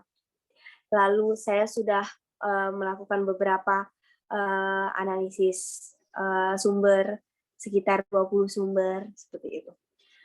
Mana misalnya ditanya, ini sebagai ini observasi, ini foto dokumentasi ya, seperti itu. Nanti kakak coba kasihin ke Rica ya, contoh bagaimana proposal awal, proposal usul judul lah istilahnya deh, judulnya proposal usul judul untuk skripsi murni. Itu ada betul memang. Kalau misalnya di kita sejarah itu memang harus ada minimal sumber, khususnya misalnya dosen-dosen tertentu. Dan siapa di sini PA-nya Pak Syab? Ya. Nah, untuk PA Pak Syab mungkin ya karena kakak PA beliau, jadi tak paham kurang lebihnya, banyak sedikitnya itu minimal beliau itu mau sekitar 5 judul, 6 judul. Lalu harus ada sudah observasi awal, judul maksudnya referensinya minimal 20. Itu contoh gambarannya. Misalnya kalau misalnya Bu Uday, kalau Bu Uday itu harus ada yang namanya kita observasi awal. Harus itu wajib. Gunanya apa, Nak? Maaf. Gunanya apa, Dik? Dipanggil Nak terus. Gunanya apa, Dek? Kalau skripsi murni, kita tidak melakukan itu, takutnya kita habis sumber di bab 3. Kalau skripsi murni habis sumber atau tidak ada sumber, nggak jadi skripsi kita. Daripada kita mundur sudah bab 3 terus mundur lagi ngulang dari awal, itulah di awal-awalnya ditekankan. Kalau misalnya pendidikan salah misalnya di lapangan, bisa ngambil lagi dia ke sekolah datanya. Kalau kita skripsi murni, kalau misalnya nggak ada datanya, observasi awalnya tidak kuat, proposal awal usul judulnya tidak kuat, kita kemana nyari lagi? Berarti nggak bisa dijadikan skripsi judul itu. Jadi proposalnya itu adalah yang pertama, yaitu referensi sekitar 20 daftar pustaka, wawancara sekitar 2 atau 3 orang, lalu hasil wawancara, dan foto dokumentasi tempat wawancara. Itu usul judul untuk skripsi murni, proposalnya awal. Mungkin bisa mengoleh Kak Sinta mengenai yang pendidikan ya, Kak, ya. Silahkan, Kak. Baik. Jadi di sini Mbak menyambung dari Mbak Mai saja ya. Tadi sudah disinggung ya sebenarnya itu mengenai mengajukan proposal kan. Kemudian juga ada observasi awalnya. Jadi mungkin Mbak bahas dulu mengenai observasi awal ya. Nah, jadi observasi awal itu sendiri sebenarnya.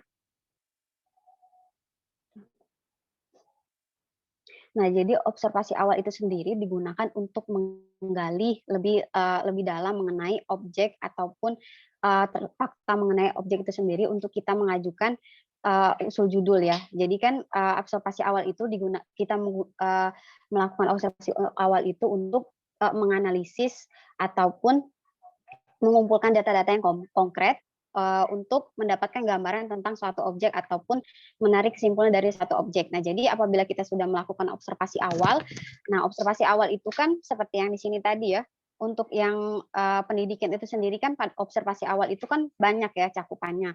Kalau misalnya kita melakukan kita itu skripsinya tentang pengembangan ataupun terkhususnya pengembangan ya yang Mbak tahu ya. Jadi kalau misalnya kita melakukan observasi awal dalam pengembangan, skripsi pengembangan, terkhususnya media pembelajaran seperti Mbak itu banyak aspek yang harus disentuh, baik itu mengenai cara belajar dari siswa itu sendiri, kemudian media apa saja, kemudian materi-materi apa saja yang berkenaan dengan apa yang ingin kita gali tadi. Jadi untuk analisis observasi awal ini sendiri tuh bersangkutan sama analisis peserta didik ya, bagaimana karakteristik peserta didik itu sendiri. Nah, jadi dari observasi awal ataupun dari observasi awal inilah kita dapat mengembangkan apakah iya ataukah betul ataukah sudah cocok ataukah sudah valid atau tidak judul yang kita ambil ini ya, ataupun judul yang kita ambil ini sudah memenuhi dapat kita lakukan pada sekolah tersebut ataupun lembaga tersebut. Kalau Mbak kemarin kan di mata kuliah ya. Nah, kalau kalian di sekolah kan.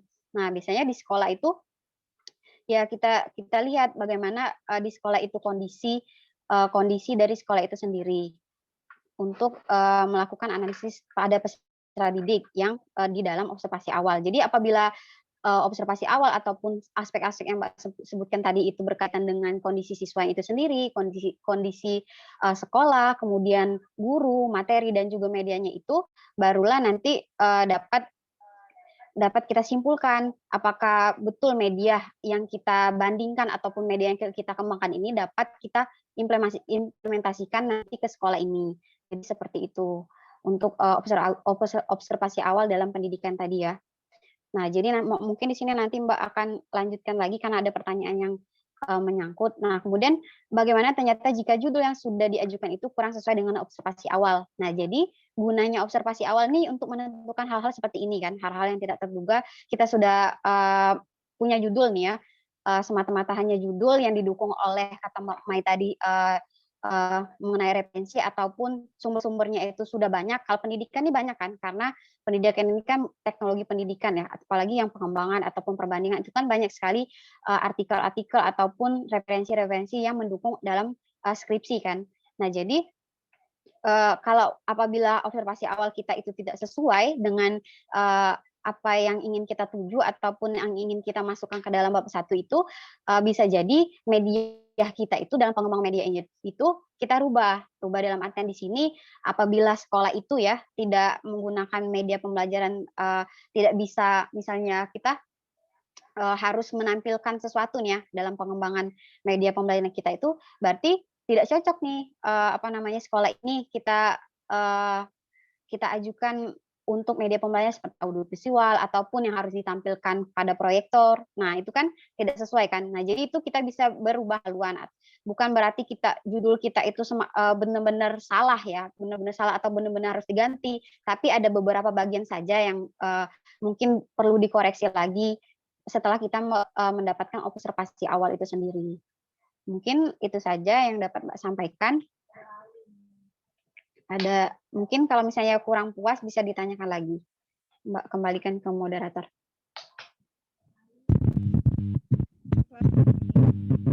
Kepada kedua narasumber kita atas jawabannya. Berikutnya kita akan membuka sesi pertanyaan kedua. Sama seperti sebelumnya, pada sesi ini juga saya membuka 3 pertanyaan. Baiklah, langsung saja kita ke pertanyaan pertama pada sesi kedua tanya jawab ini.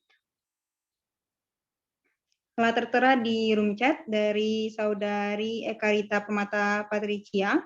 Akan saya bacakan pertanyaannya.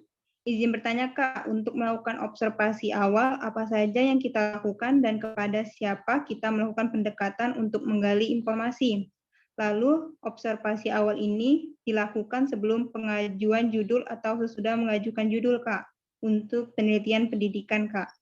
Baiklah, untuk pertanyaan pertama di kedua ini,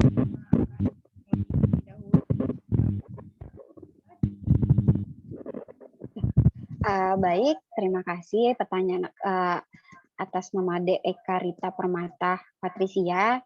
Jadi kan di sini apa saja yang kita lakukan dan kepada siapa kita melakukan pendekatan untuk menggali informasi. Nah, untuk konteks ini itu Ade itu melakukan observasi awal ataupun melakukan peneliti itu siapa dulu objeknya ya.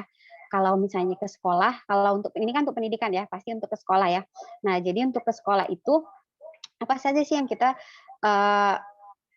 lakukan? Nah, yang kita lakukan itu pertama menentukan objek yang akan diamati. Jadi sebelum kita melakukan observasi awal itu secara langsung ke sekolah ataupun kepada peserta didik, terjun langsung itu ya, kita tuh harus tahu dulu deh objek kita ini ataupun siswa kita ini bagaimana karakteristiknya sebelum kita melakukan observasi awal. Nah, itu biasanya kita gali terlebih dahulu dari guru kan. Kemudian kita bisa mengamati pas kita memasukkan surat itu kan bisa kan minta izin kepada gurunya untuk melihat situasi-situasi di sekolah itu sendiri. Nah, observasi. Kemudian itu mengumpulkan fakta terkait objek. Nah, sama saja seperti menentukan objek ini kan kita harus mengetahui dulu ya karakteristik dari siswa itu sendiri ataupun sekolah itu sendiri itu kita harus tahu dulu agar observasi awal yang kita susun nanti itu sesuai. Jadi nyambung kan apa yang kita nanti tanyakan itu ada semua di sekolah itu.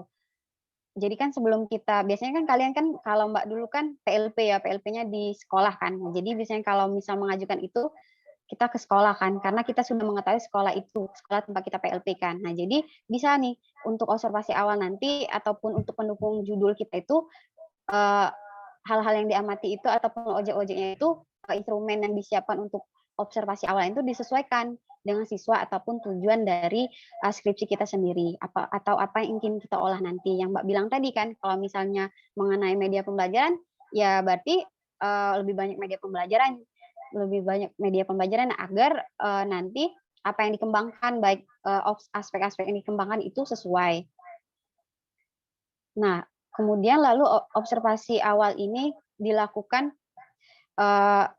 sebelum pengajuan judul atau sudah mengajukan judul. Nah, sudah Mbak Mai bilang tadi ya, untuk observasi awal ini untuk mengajukan untuk sebelum mengajukan judul. Nah, jadi di mana sebelum kita, seperti Mbak Mai bilang tadi, apabila kita sebelum melakukan judul itu kan kita sudah melakukan observasi awal dulu. Baik itu kalau penelitian ke sekolah ya, kalau pendidikan itu bagaimana sekolahnya, kemudian sumber-sumber, ataupun yang Mbak bilang tadi, sekolah itu mendukung atau tidak kita dalam mengembangkan media pembelajaran kita, ataupun melakukan perbandingan pada media pembelajaran kita. Dah, mungkin itu saja yang Mbak dapat jawab kepada Eka. Mungkin kalau belum jelas ditanyakan lagi, Mbak kembalikan ke moderator. Baik, terima kasih atas jawabannya dari Kak Sinta. Mungkin dari Kak Mei, ada yang ingin ditambahkan Kak, atau kita cukupkan dan dilanjutkan ke pertanyaan selanjutnya? Lanjut saja, cukup. Kita lanjutkan ke pertanyaan selanjutnya, telah tertera di room chat. Pertanyaan dari Saudara Ali, akan saya bacakan pertanyaannya. Assalamualaikum Kak, izin bertanya. Kakak tadi bilang jika SMA negeri sekarang semuanya sudah UPT.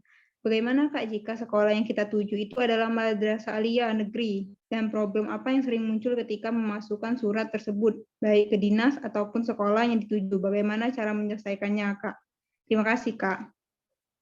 Untuk pertanyaan kali ini, mungkin dapat dijawab terlebih dahulu oleh Kak Mei. Dipersilakan untuk Kak Mei. Oke, baiklah. Jadi, jadi ya, bukan semua sih, kayak misalnya yang di bawah Kemenak ya. Kayak di bawah Kemenak itu dia nggak UPT tulisannya.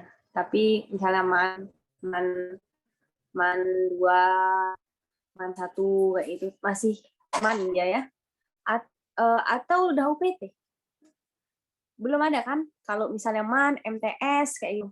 Masih man dia. Karena Kakak kurang paham ya, apa karena dia itu bernaung di bawah Kemenak, karena bukan di bawah Dinas Pendidikan, jadi mereka tidak memakai UPT. Tapi kalau di bawah Dinas Pendidikan, Kakak rasa semua memakai UPT, khususnya SMA, SMK pun pakai UPT ya, sudah. Mungkin misalnya kendala ya, misalnya Ali nanya kendala yang dituju, itulah lama. Surat itu lama dinas biasanya. Kalau misalnya pendidikan itu kan dinas pendidikan gitu kan. Nah, itu nunggunya sekitar berapa lama? Seminggu, paling cepat itu seminggu. Bisa ditanya sama Kak Sinta. Seminggu Kak ya, keluar Kak? Iya, biasanya seminggu. Nah, kalau itu pun kalau yang cepat itu ya. Kalau misalnya ada kekuatan dari dalam, orang dalam, 3-4 hari lah mungkin. Atau bahkan 2 hari bisa.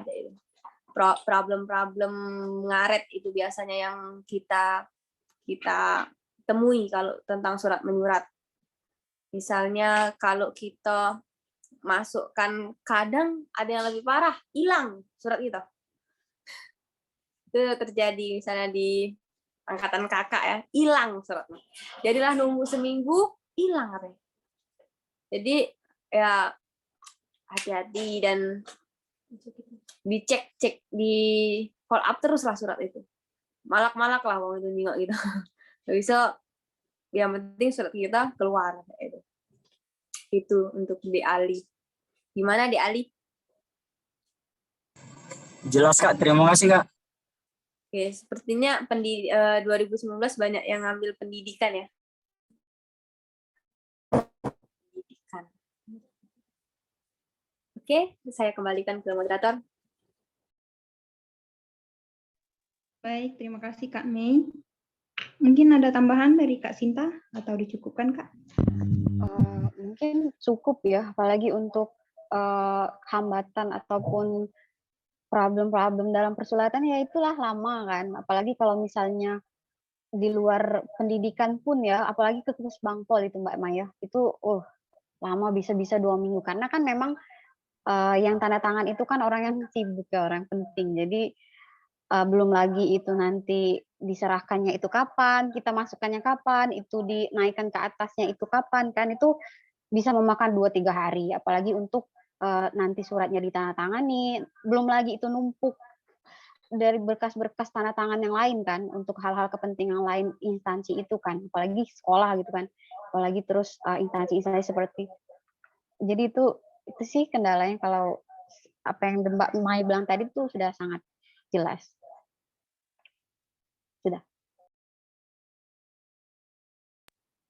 Baik, terima kasih kepada Kak Sinta atas jawabannya. Kita lanjut ke pertanyaan, mungkin ini pertanyaan terakhir kita ya Kak ya. Nah, dari Saudara Alda Ramadan akan saya bacakan. Izin bertanya Kak Sinta, hal apa saja Kak yang perlu diperhatikan dalam membuat kuesioner untuk peserta didik sebagai langkah observasi awal atau analisis kebutuhan? Jika kita lupa menambahkan sebuah pertanyaan Kak, tetapi kuesioner telah disebar, bagaimana ya Kak etika yang baik untuk mengirimkan kuesioner yang baru? Terima kasih Kak. Untuk pertanyaan kali ini bisa dijawab terlebih dahulu Kak. Baik, terima kasih atas pertanyaannya ya.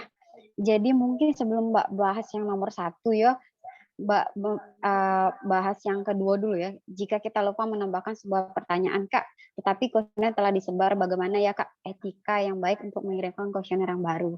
Nah, jadi sebenarnya ya, apalagi untuk ke sekolah itu karena ini lembaga formal ya, jadi sulit sih kalau misalnya kita untuk melakukan observasi lagi ya.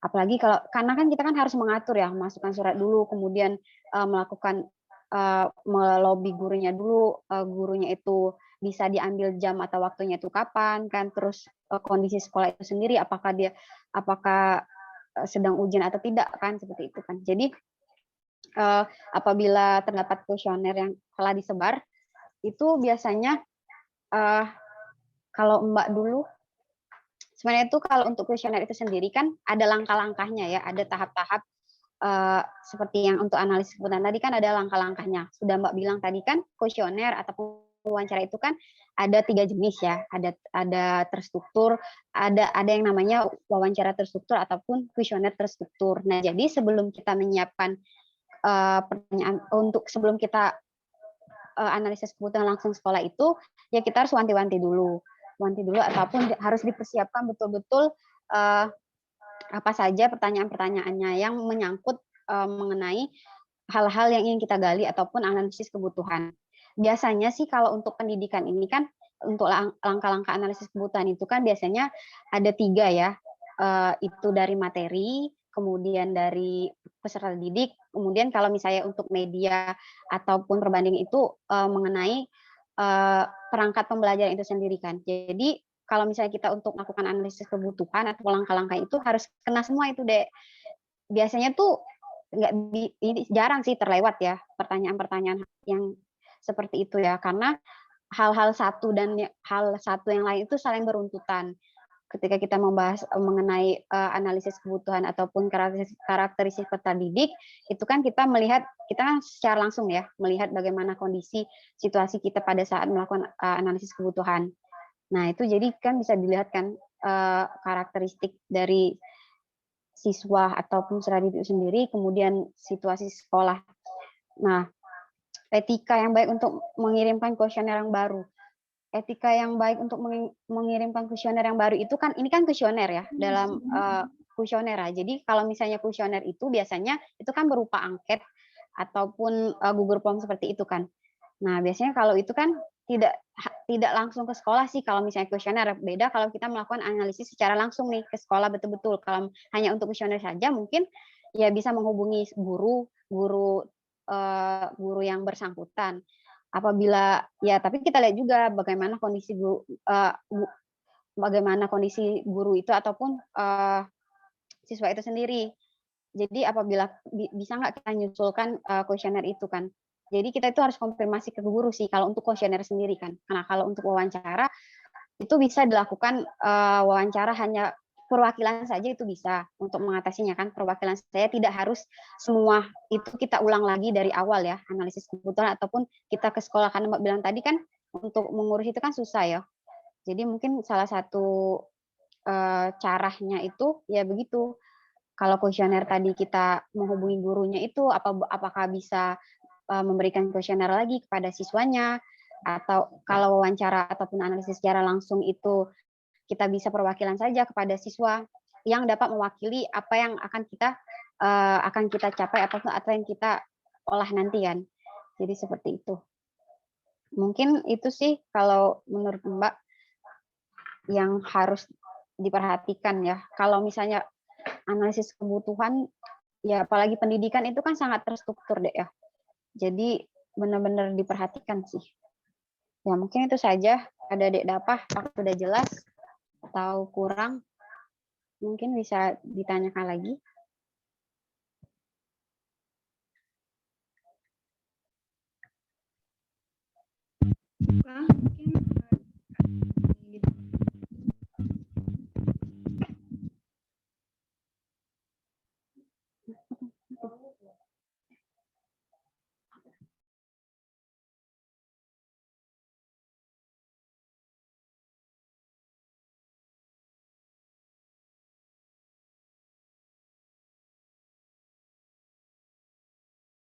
Boleh.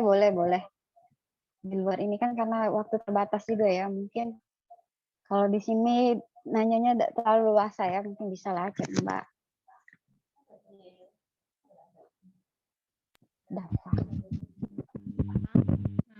Mungkin kita cukupkan saja sesi tanya jawab kita kali ini.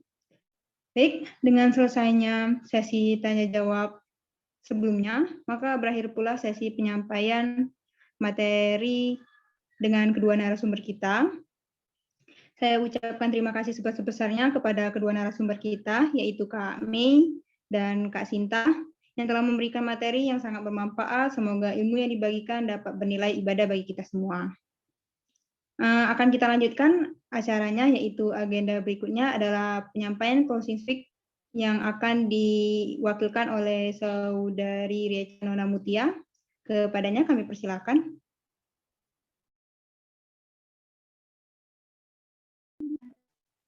Baiklah, terima kasih kepada moderator atas kesempatannya.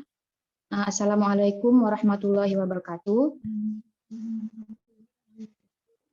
Yang terhormat Bapak Udin MPD selaku Koordinator Program Studi Pendidikan Sejarah. Yang terhormat Bapak Muhammad Reza Pahlevi MPD selaku Pembina Himpunan Mahasiswa Pendidikan Sejarah. Yang terhormat pembicara pada hari ini yaitu Kak Mayliza Hidayati SPD dan Kak Sinta SPD. Juga rekan-rekan seperjuangan saya dari angkatan 2019 dan juga adik tingkat yang mungkin sempat join pada kesempatan hari ini. Alhamdulillahirabbil alamin wassalatu wassalamu ala asyrafil anbiya'i wal mursalin wa ala alihi wa sahbihi ajma'in amma ba'd. Pertama-tama marilah kita haturkan puji syukur atas kehadiran Allah Subhanahu wa taala yang telah memberikan kepada kita nikmat kesehatan serta kesempatan sehingga kita dapat berkumpul pada hari ini dalam acara sharing session yang diadakan oleh program studi pendidikan sejarah.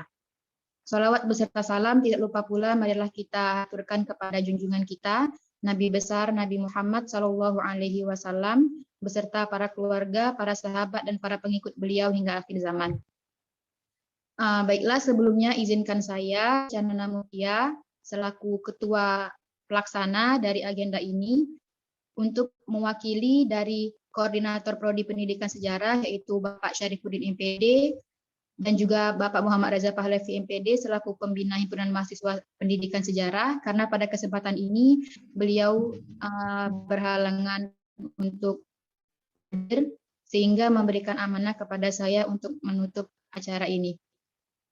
Acara ini sudah kita langsungkan dari hari Senin kemarin hingga hari Sabtu ini terhitung 6 hari dengan total pembicara ada 17 pembicara yang berasal dari kalangan kakak tingkat dari pendidikan sejarah sendiri. Acara ini juga diikuti setiap harinya kurang lebih sekitar 50 mahasiswa mayoritas dari pendidikan sejarah angkatan 2019.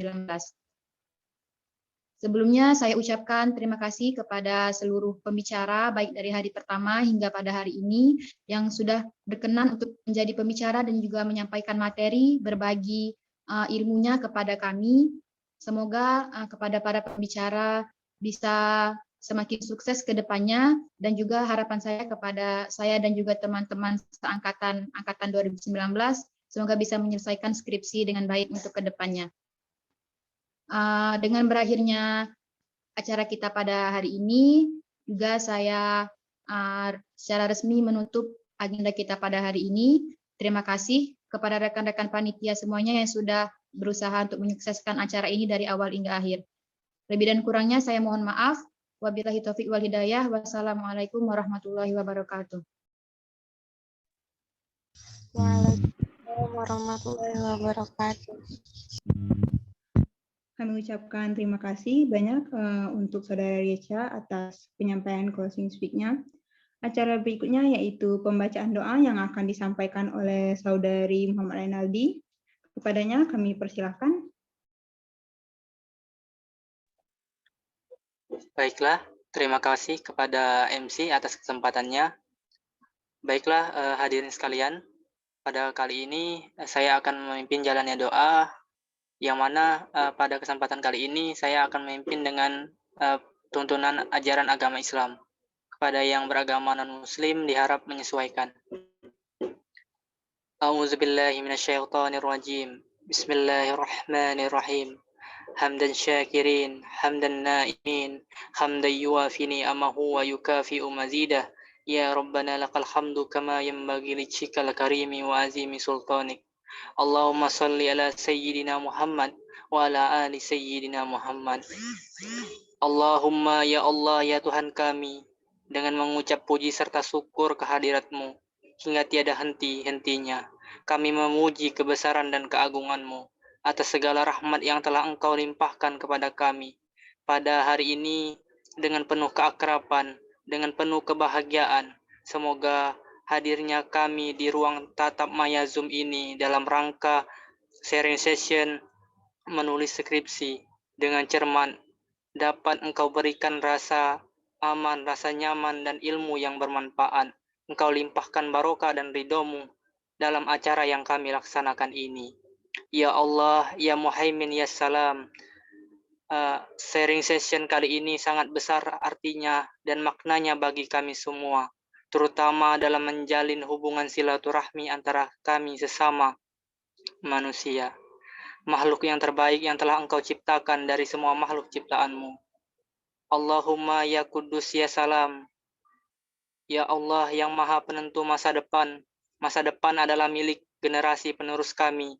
Jadikanlah kami sebagai generasi yang beriman dan yang bertakwa kepada orang tua, hormat kepada orang tua, para pendahulu kami, dan generasi yang berkualitas agar dapat membawa bangsa dan negara ini ke tingkat kemajuan yang kami cita-citakan.